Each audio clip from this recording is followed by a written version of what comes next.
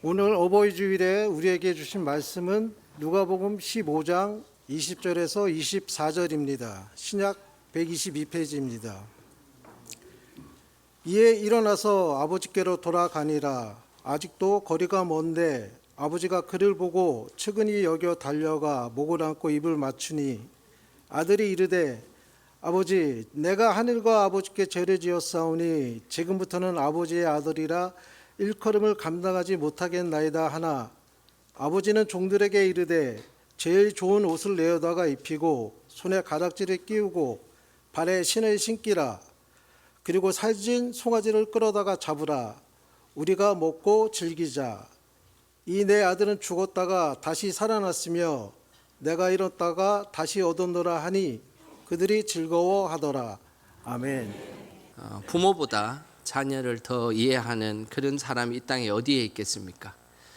우리 성도님들의 삶에도 늘 하나님 아버지의 마음으로, 부모의 마음으로 그렇게 살아가시기를 주님의 이름으로 축복합니다. 오늘 본문은 당자가 주인공인 당자의 비유라고 우리는 잘 알고 있습니다. 하지만 실제 우리 성경의 그 제목을 잘 보면 11절 윗부분에 성경을 가지신 분들은 제목을 읽어보면 이런 아들을 되찾은 아버지 비유라고 되어 있습니다. 제목이 이런 아들을 되찾은 아버지 비유라고 되어 있기 때문에 이 비유의 주인공은 당자입니까? 아니면 아버지입니까? 예, 아버지가 주인공입니다. 이 비유는 하나님 아버지를 이 땅에서 가장 잘 알고 있는 예수님께서 이 비유를 통하여 하나님 아버지의 마음이 어떤 마음인지를 우리에게 너무나 잘 소개하고 있는 말씀입니다. 이 본문을 통하여서 이 땅에 하나님 아버지의 마음을 우리가 잘 아는 그런 귀한 시간 되기를 주님의 이름으로 축복합니다. 먼저 하나님 아버지의 마음은 20절에 이렇게 말씀하고 있습니다. 우리 20절 같이 함께 읽어보겠습니다. 이에 일어나서 아버지께로 돌아가니라. 아직도 거리가 먼데 아버지가 그를 보고 측은히 여겨 달려가 목을 안고 입을 맞추니. 20절에 등장하는 하나님 아버지의 마음은 먼저 기다리시는 아버지의 모습입니다. 둘째 아들은 아버지의 모든 재산을 탕진하고 아버지의 집으로 향하고 있었습니다. 오늘 본문 20절을 자세히 보면 둘째 아들이 돌아오는 것을 이미 알고 기다리고 계셨다는 것을 알 수 있습니다. 아직 거리가 먼데 아버지가 그를 보고, 이 그를 보고라는 이 표현은 벌써 아들이 오기 전에 아버지가 그 아들을 기다리고 있었다라는 표현입니다. 이건 뭘 의미하겠습니까?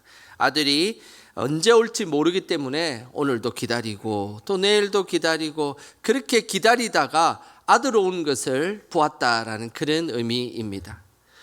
이 하나님 아버지의 모습이 바로 먼저 우리를 기다리시는 하나님 아버지의 모습입니다. 하나님은 늘 우리가 찾아가기 전에 먼저 하나님은 우리를 기다리고 계시고 그리고 찾아오시는 분이십니다. 우리가 하나님을 먼저 찾아가는 것 같지만 하나님은 창세 이후부터 지금까지 늘 우리를 위해 먼저 찾아오시고 기다려 주시는 분이십니다. 창세기 3장에 보면 에덴 동산에서 아담과 하와가 뱀의 유혹에 의해 범죄하는 장면이 나옵니다. 하나님은 아담과 하와에게 절대 선악과를 따먹지 말라고 이야기했지만 뱀의 유혹에 의해서 그냥 따먹어 버렸습니다. 결국 하나님의 명령을 어긴 죄를 짓게 된 것이죠.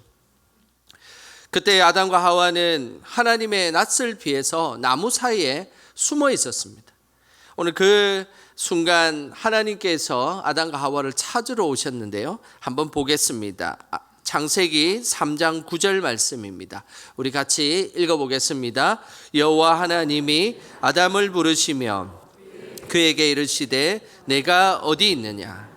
죄로 인해서 숨어있던 아담을 하나님은 직접 찾아오셨습니다. 그러면서 내가 어디 있느냐라고 물어보았습니다. 실제로 이 내가 어디 있느냐라는 이 질문은 정말로 아담이 나무 뒤에 숨었는지를 몰라서 하나님께서 물어보신 것이 아닙니다. 천지 만물을 만드시고 세상 만물을 주관하시는 그 하나님께서 그 아담이 나무 뒤에 그 숨어 있는 것을 모르시겠습니까? 그런데 내가 어디 있느냐라고 물어보시는 것은 아담과 하와가 내가 잘못했습니다, 내가 죄를 지었습니다라고 죄에 대한 회개와 고백을 하기를 하나님은 기회를 주셨고 기다리고 계셨다라는 사실입니다. 아담과 하와처럼 우리가 하나님 앞에서 죄를 짓고 나서 우리는 서로 너 때문이야 라고 했을 때 하나님은 그것을 기다리며 용서하시기 위해 이 땅에 예수님을 보내주셨고 그 예수님의 구원의 은혜를 통하여서 우리는 죄의 용서를 받게 되었던 것입니다. 아담과 하와는 죄의 대가로 에덴 동산에 쫓겨났지만 그 쫓겨나는 그 장면도 보면 하나님이 이 아담과 하와를 얼마나 사랑했는지가 오늘 이 본문에 나옵니다. 창세기 3장 21절 말씀 우리 같이 한번 읽어보겠습니다. 여호와 하나님이 아담과 그의 아내를 위하여 가죽옷을 지어 입히시니라. 자신의 죄로 인해서 쫓겨난 이 아담과 하와를 위해서 무슨 옷을 지어 입혔다고요? 맞습니다. 가죽옷을 지어 입혔습니다. 하나님의 마음 같았으면 에덴 동산에서 그렇게 죄를 지었던 그들을 그냥 완전히 쫓아내 버렸을 수도 있을 것입니다. 그런데 하나님의 마음은 그렇지 않았습니다. 그들이 잘못하고 그리고 그들이 하나님의 명령을 어겼을지라도 가죽옷을 직접 지어서 그들의 몸을 덮어 주셨던 것입니다. 이처럼 하나님은 항상 사랑의 마음으로 먼저 기다리시고 참으시고 다가오시는 분, 그분이 바로 우리의 하나님 아버지이십니다. 1980년대 유명한 황지우라는 시인이 있습니다. 그가 썼던 시 중에 너를 기다리는 동안이라는 아주 유명한 시인데요, 이것은 기다리는 사람을 아주 그 시로 잘 표현한 그런 시입니다. 그 시를 제가 한번 읽어드리겠습니다. 너를 기다리는 동안 황지우, 내가 오기로 한 그 자리에 내가 미리 가 너를 기다리는 동안 다가오는 모든 발자국은 내 가슴에 쿵쿵거린다. 바스락거리는 나뭇잎 하나도 다 내게 온다. 기다려 본 적이 있는 사람은 세상에서 기다리는 일처럼 가슴 애리는 일 있을까? 내가 오기로 한 그 자리, 내가 미리 와 있는 이곳에서 문을 열고 들어오는 모든 사람이 너였다가 너일 것이었다가 다시 문이 닫힌다. 사랑하는 이여, 오지 않는 너를 기다리며 마침내 나는 너에게 간다. 누군가를 기다리는 그것을 너무나 잘 표현했지 않습니까? 문을 열면 혹시 그 사람이 오나, 내가 기다렸던 사람이 오나, 열 때마다 너였다가 그러다가 이렇게까지 기다렸는데도 오지 않는 그 사람을 위해서 오히려 기다리는 자신이 그 사람에게 간다라는 그런 시입니다. 누군가를 기다리고 오지 않는 것을 기다리는 것, 그것은 바로 부모의 마음이며 하나님 아버지의 마음입니다. 항상 우리를 먼저 찾아오시고 기다리시는 그 하나님을 온전히 사랑하시기를 주님의 이름으로 축복합니다. 또 다른 하나님 아버지의 마음은 22절에 잘 나타나 있습니다. 22절 같이 읽어보겠습니다. 아버지는 종들에게 이르되 제일 좋은 옷을 내어다가 입히고 손에 가락지를 끼우고 발에 신을 신기라. 22절에 나오는 하나님 아버지의 마음은 제일 좋은 것을 주시는 하나님의 모습입니다. 둘째 아들이 집에 돌아왔을 때 아버지의 반응은 매우 파격적입니다. 둘째 아들이 돌아왔을 때 꾸짖지 않고 제일 좋은 옷을 그에게 주었기 때문입니다. 그래서 이 제일 좋은 옷, 제일 좋은이라는 이 표현은 한 번도 사용하지 않는 완벽한 것입니다. 근데 이것은 하루아침에 그냥 아들이 오자마자 뚝딱 만드는 그런 옷이 아닙니다. 미리 아들이 올 것을 생각해서 미리 준비하고 장만한 옷이 것을 우리에게 알 수 있습니다. 또한 여기에서 옷은 헬라어로 스톨렌이라는 단어를 쓰는데 이것은 왕과 그리고 제사장들이 입는 최상급의 최고의 옷을 의미합니다. 그래서 오늘 성경에서 아버지가 둘째 아들에게 준 이 제일 좋은 옷은 아들에게 주려고 한 번도 사용하지 않은 미리 준비한 최상품의 옷을 의미하는 것입니다. 아버지는 옷만 준비한 것이 아니었습니다. 손에 반지도 준비했고 발에 신발도 준비했습니다. 그리고 살진 그런 송아지를 잡아서 잔치까지 베풀어 주었습니다. 이 모습이 가장 좋은 것으로 아들에게 준 하나님 아버지의 모습입니다. 둘째 아들을 생각하면 사실은 이를 받을 자격이 있겠습니까? 당시 풍습에는 아버지의 재산을 요구하는 것은 불가능한 일이었습니다. 아버지 재산은 아버지가 그 당시에 주는 것이지 아버지에게 내 재산을 달라고 요구하는 것은 그때 풍습으로 맞지 않습니다. 오히려 재산을 달라고 했을 때 아들이 집에서 쫓겨날 수밖에 없는 상황이었습니다. 그럼에도 불구하고 하나님께서는 그 아들을 사랑하셨다는 것입니다. 둘째 아들은 억지로 받은 재산을 어떻게 사용했을까요? 그 모습이 오늘 13절에 적나라하게 나오는데요. 13절 같이 함께 읽어보겠습니다. 그 후 며칠이 안 되어 둘째 아들이 재물을 다 모아가지고 먼 나라에 가 거기서 허랑방탕하여 그 재산을 낭비하더니 둘째 아들이 아버지의 받은 재산을 어떻게 사용했는지는 오늘 여기에 13절에 두 가지 단어를 보면 잘 알 수 있습니다. 먼저는 다 모아가지고, 이 다 모아가지고라는 이 표현은 그냥 재물을 모아가지고 갔다는 그런 말이 아니라 재산을 현금으로 바꾸었다라는 것이 원래 뜻입니다. 오늘 이 아들이 받은 재산은 단지 돈이 아니었습니다. 땅이었습니다. 그러니 이 땅을 며칠 사이에 팔 수 있었던 것은 그 땅을 헐값으로 팔았다라는 그런 의미입니다. 아들은 빨리 돈을 마련하고 이제 자신이 원하는 것을 하고 싶어서 그냥 그것을 헐값으로, 제값으로 받지도 않고 헐값으로 그냥 팔아버렸다라는 것입니다. 그뿐만 아니라 땅을 판 돈을 허랑방탕하게 사용했다라는 이 표현에서, 이 허랑방탕이라는 표현은 곡식을 이렇게 뿌릴 때 알곡을 이렇게 하늘을 향해서 흩날린다라는 그런 뜻입니다.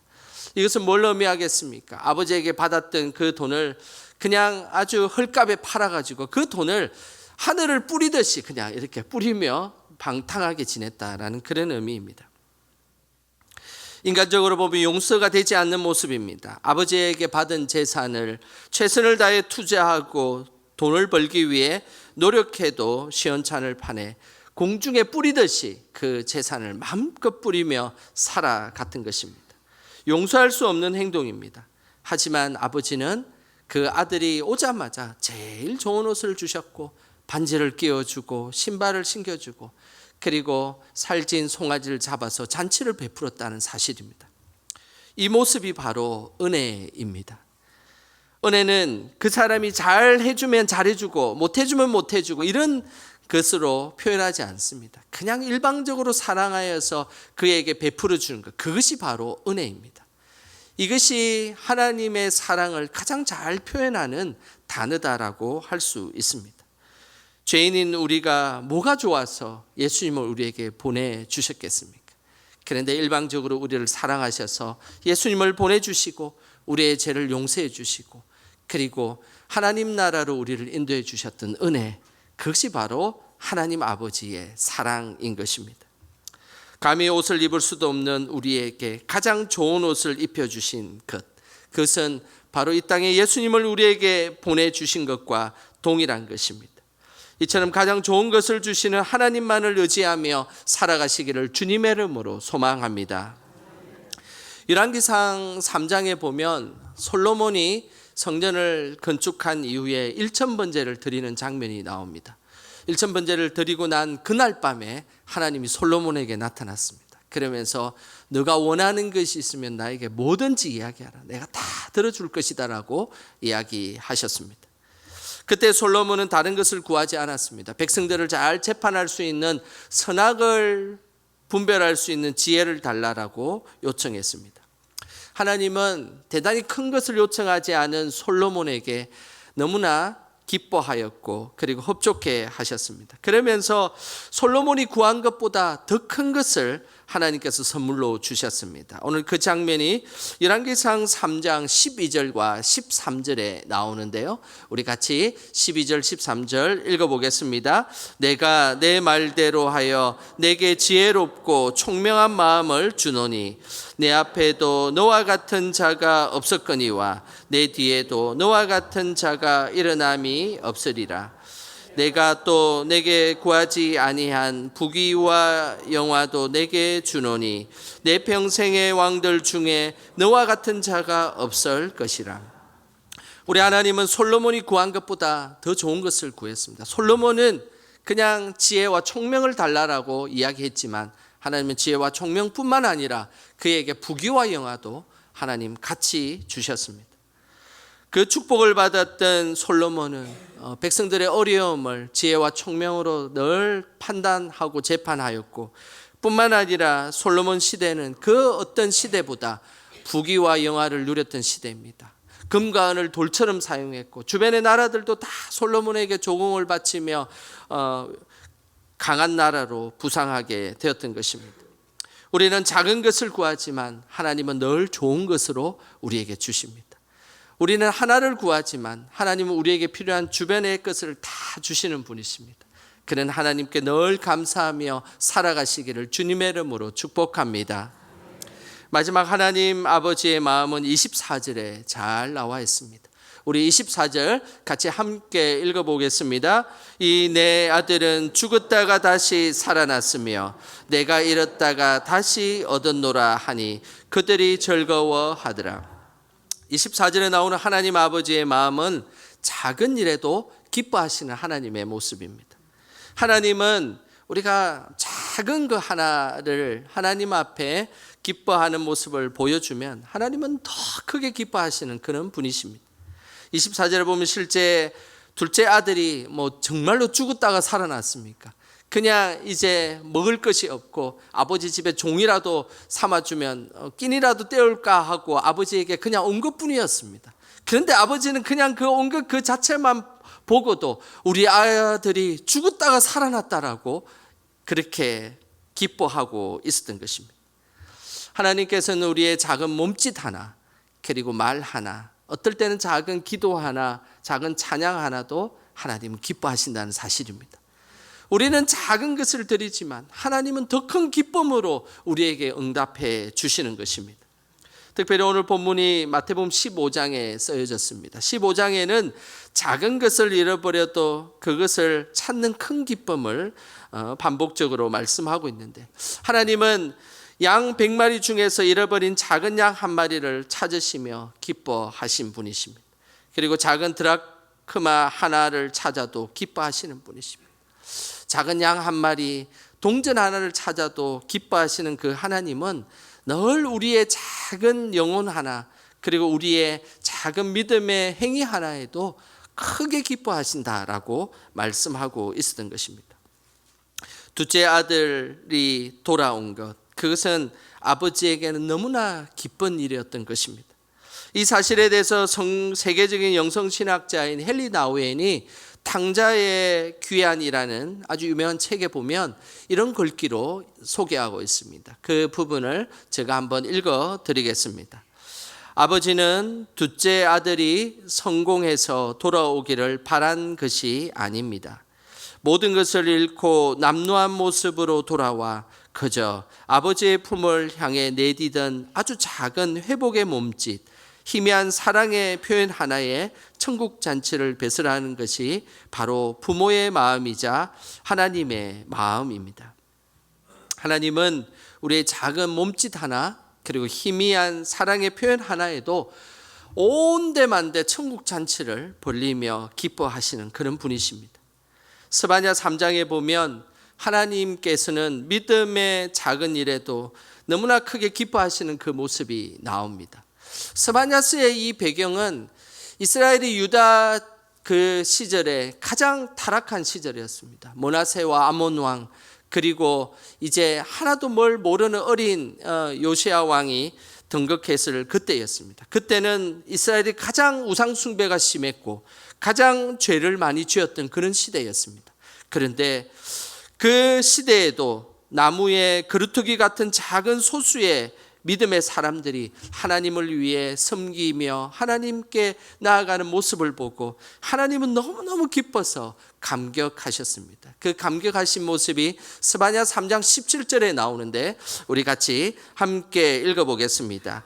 너의 하나님 여호와가 너의 가운데 계시니 그는 구원을 베푸실 전능자시라. 그가 너로 말미암아 기쁨을 이기지 못하시며 너를 잠잠히 사랑하시며 너로 말미암아 즐거이 부르며 기뻐하시리라 하리라.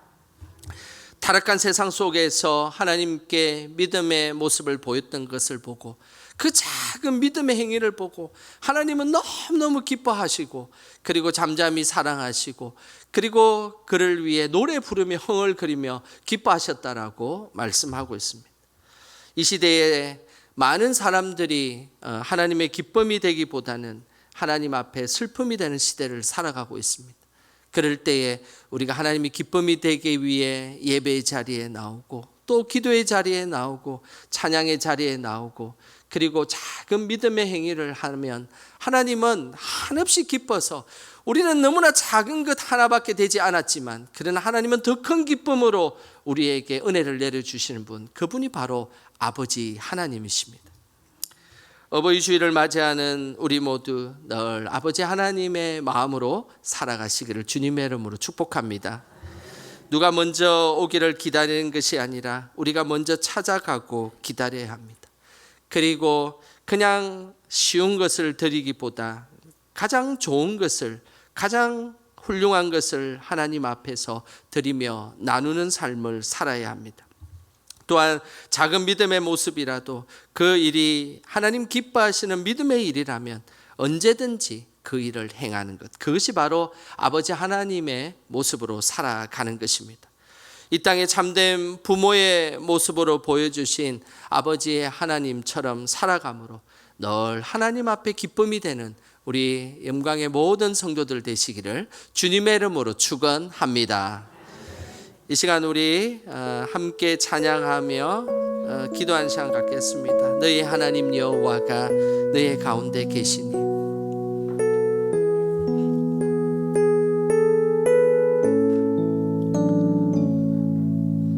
너의 하나님 여호와가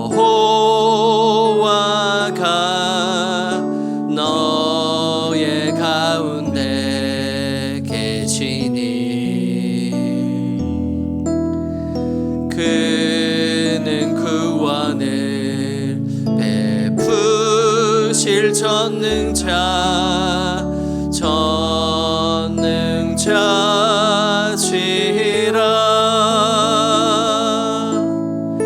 그가 너로 인하여 기쁨을 이기지 못하시며 너를 잠잠히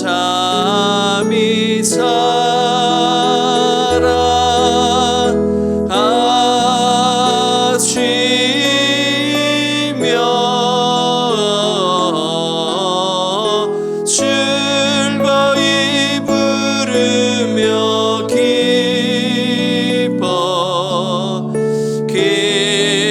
기뻐하시리라. 이 시간 우리 합심하여 함께 기도하기를 원합니다. 하나님, 이 땅에 하나님 아버지의 마음으로 살아가게 하여 주시옵소서. 먼저 하나님 아버지의 마음처럼 우리가 먼저 찾아가고 기다리는 믿음이 되게 하여 주시고 좋은 것을 아낌없이 나누는 우리의 삶이 되게 하여 주시옵소서. 또한 우리의 믿음의 행위를 늘 하나님이 기뻐하시는 것들로 가득 채우게 하시고 이 땅에 하나님 기뻐하시는 그런 부모로, 그런 자녀로 살게 하여 주시옵소서. 이 시간 우리에게 그런 믿음 가질 수 있도록 주여 크게 부르고 합심하여 기도하겠습니다. 주여 하나님 아버지, 주님의 은혜를 구하며 하나님 앞에 나아갑니다. 하나님 아버지의 그 마음으로 살아갈 수 있도록 주여 인도하여 주시옵소서. 우리는 늘 부족할 때가 많습니다. 우리는 늘 연약할 때가 많습니다.